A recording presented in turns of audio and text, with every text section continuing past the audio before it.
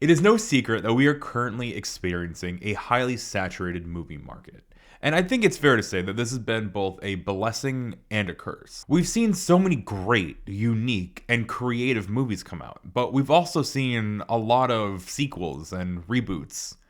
So many sequels and reboots. And the really unfortunate thing is, a lot of these really well-made, transformative movies just get lost in the bombardment of just absolute trash. The movie I want to talk about today is definitely no diamond in the rough or anything like that, but I do think that it is good enough that the lack of attention that it's received has been pretty disappointing. The movie I'll be talking about today is 2024's It's What's Inside, written and directed by Greg Hardin. A sci-fi thriller, this film explores the toll that social media can have on a person's mind, as well as the long-term consequences of just letting secrets fester. Now, don't get me wrong, It's What's Inside is by no means an instant or cult classic, but it is an original script, so I do feel a little bit more inclined to, maybe be a little bit more forgiving or overlook many of its flaws. So spoilers ahead, and if you haven't seen it, and spoilers are just going to be that extra drop of piss in your Cheerios, well,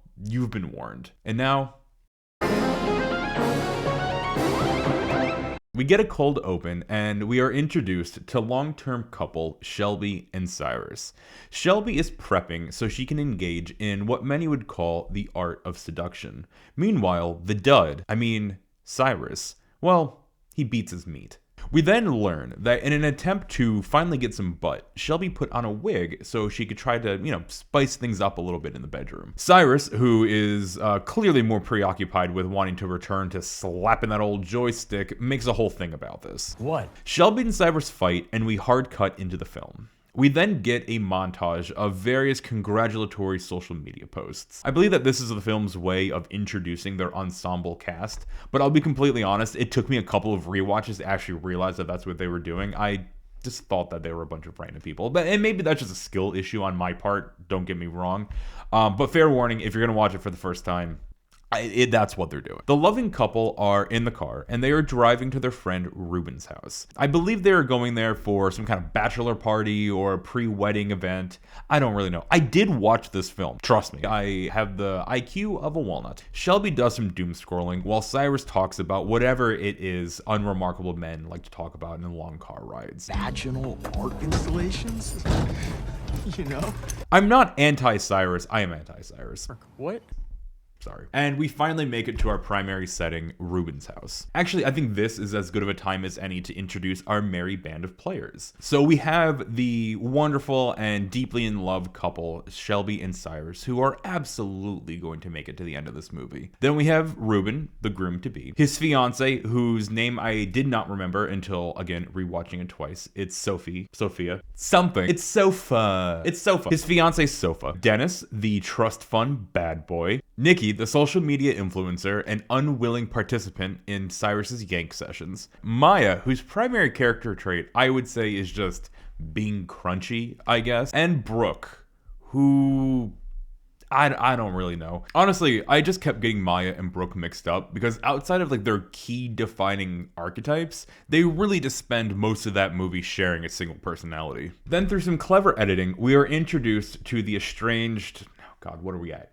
Eighth friend, Forbes. This is done through the friend group doing some exposition required as you knows. This is where I have to stop really quickly and say that I get that for reasons that I will go into pretty soon, they needed to have an even number of characters, but honestly, there was just way too many of them. It just felt really difficult to feel invested in these characters when I had a difficult time separating them. So we learned that all 15 or whatever the fuck were friends in college. However, after some youthful and illegal drama, by the way, involving Dennis and Forbes' underage sister, we learned that Forbes was ultimately kicked out of college for some reason. Scapegoat, I guess. Afterwards, he then just fucks off to Silicon Valley. Oh, also, Forbes has one of the most melodramatic character entrances that I've seen in such a long time. It really errs on the side of camp, and I thought that was very charming. I thought that was fun. Anyway, while slumming it with the technocrats that imploded our democracy, Forbes created a mind-switching device, a body-switching device, a device that allows people to swap their minds out and put them into other people's bodies. 3, 2, and 1. They're going to have so much fun marketing that. They're going to sell it to the military. After being there for like 5 minutes, he offers up a game to the rest of the group. He describes it as Mafia, which is definitely a game that I've heard of because people invite me to parties. I have left this room before. Since this group is populated with trendy zillennials, they use Polaroids to document their true identities while playing the game. From here, the movie's broken up into 3 parts: round 1, round 2, and Coda, which I gotta be honest, I thought was pretty cool. I thought that was a pretty clever way to segment the movie.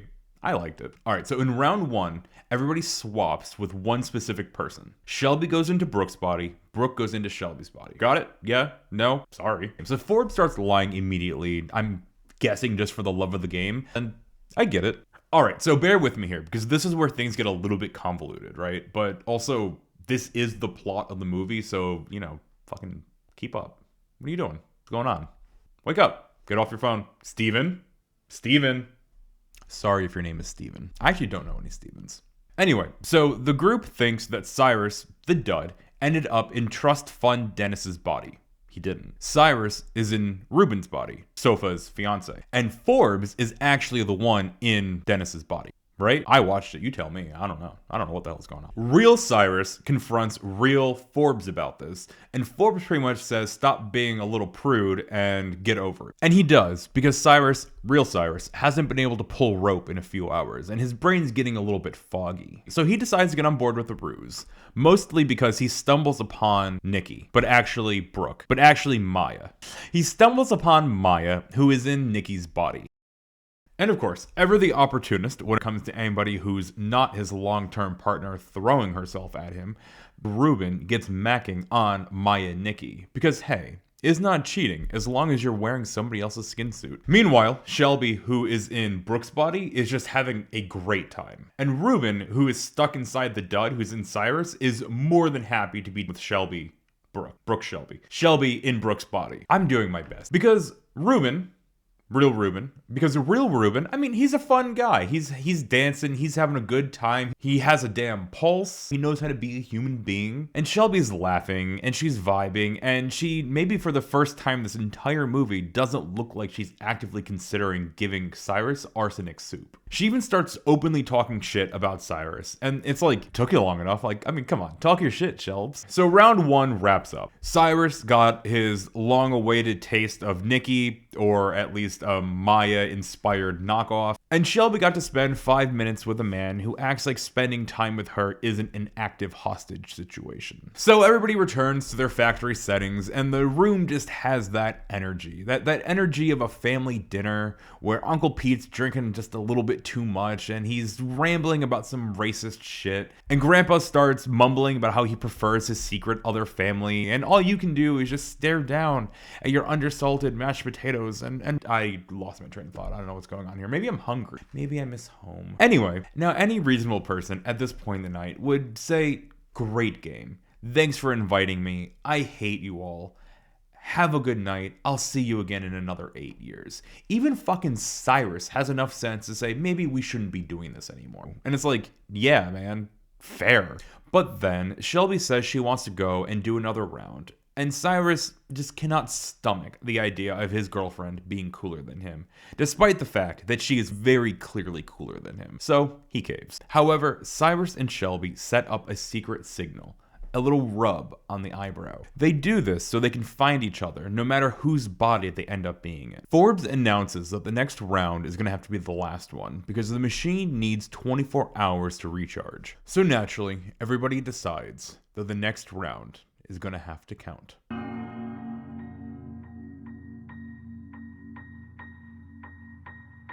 Round 2 kicks off, and this time the swaps are not symmetrical. Like, we're not doing one-to-one swaps anymore. Did I make that clear in round 1 that it was one-to-one swaps? No?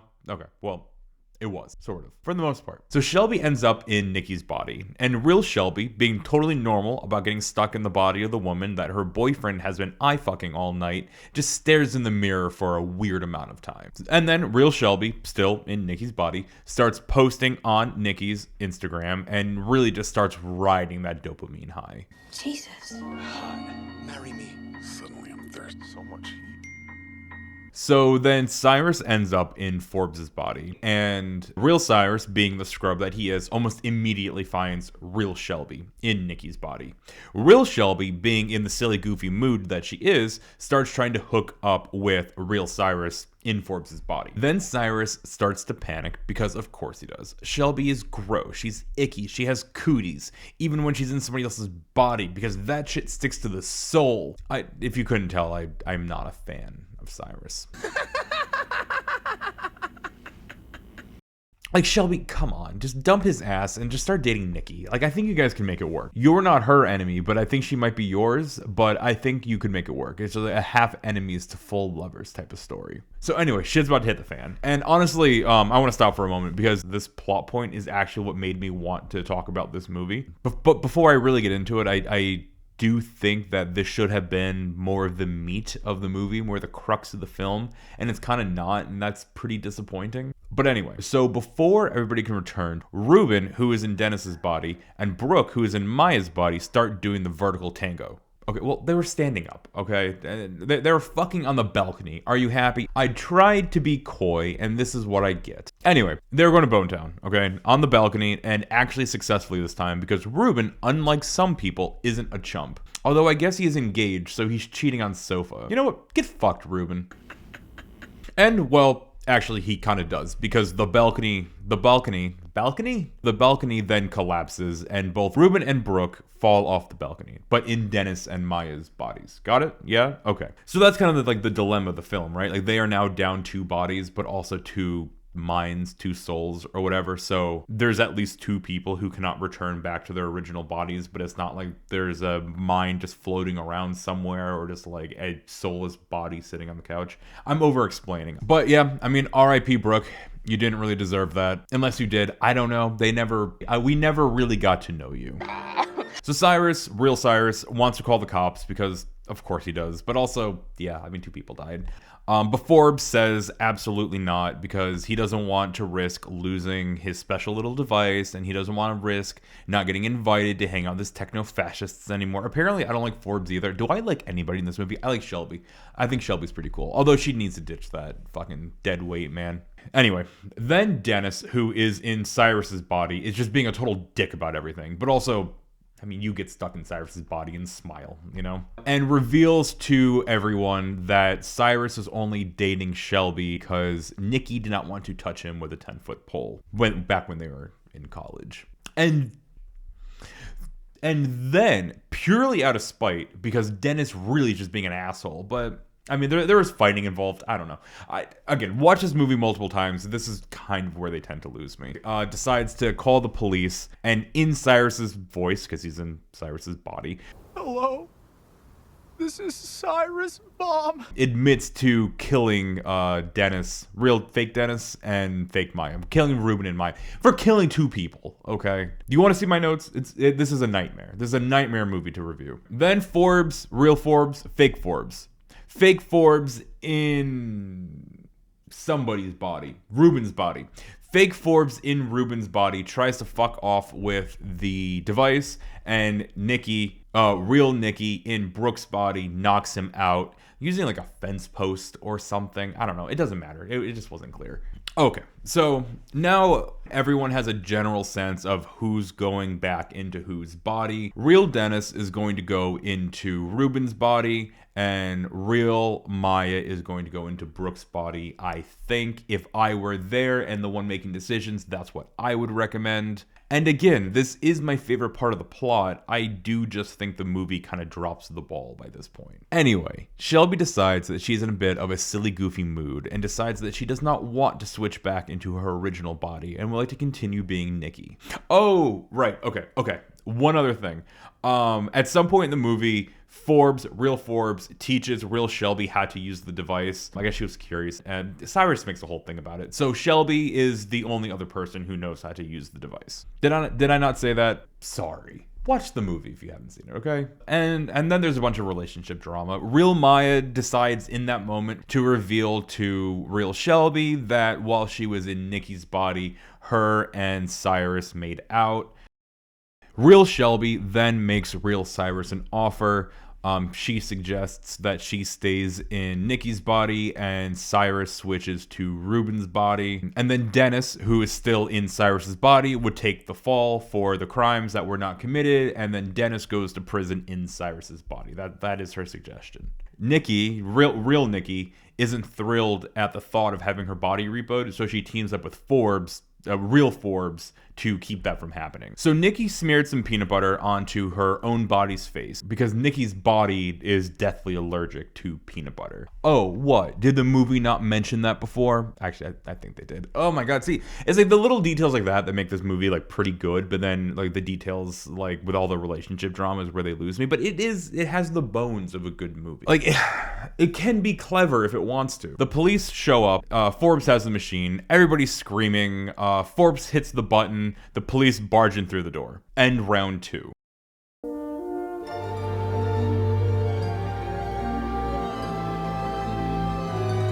So, we hard cut to the next day, and Beatrice, Forbes' sister, did I say her name before? I'm sorry. Forbes has a sister named Beatrice. Beatrice was dating Dennis. Even though she was a child, Dennis get fucked.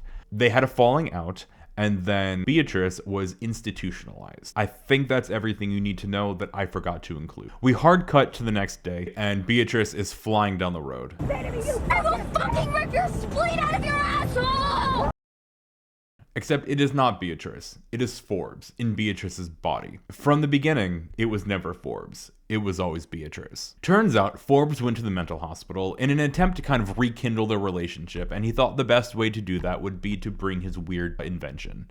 They switch bodies, and almost immediately, Beatrice in Forbes' body knocks out real Forbes in Beatrice's body, hightails it out of there, goes to the party. I don't know how she knew about it. Goes to the party and tries to enact revenge against the people who have done her wrong, like Dennis. Get fucked, Dennis. And she does, because she drains Dennis's bank account. Remember, trust fund Dennis. I haven't called him that in a while. Takes the machine and hits the road. Now everybody returns to their own body. Dennis is in Forbes's body. Nikki is in Brooke's body. Maya is somewhere, and Shelby is in her own body, and Cyrus is in his own body, which is in jail because he got arrested because, and I can't stress this enough, get fucked Cyrus. And get fucked everyone, to be honest. I don't think anybody in this movie is very good. I already said that. I know. I like Shelby. I think that she had like a really nice moment at the end where she held Cyrus's fate in her hands and chose to not save him because he fundamentally was just a manipulative guy. I think he very much fell into that nice guy archetype. What? But yeah, that's the movie. Overall, I do think it's pretty good. I think it's worth the watch. Like I said before, it has the bones of a really good movie. Like it could have been a classic. I think maybe it just needed one more draft. I always say that. I say that about many, many movies, that just like it was the second to last draft. And I think this applies here as well. But if you haven't seen it, give it a watch, form your own opinions. If you have seen it and you watched this video, more power to you, man. You know what's funny? I thought that movie was a horror movie, and I went into this video thinking it was going to be a horror movie, and then upon rewatching it, I realized it's just kind of a thriller. As a horror movie, I think it does not excel. It does not do a remotely good job. But as a thriller, it's fine. It's fine.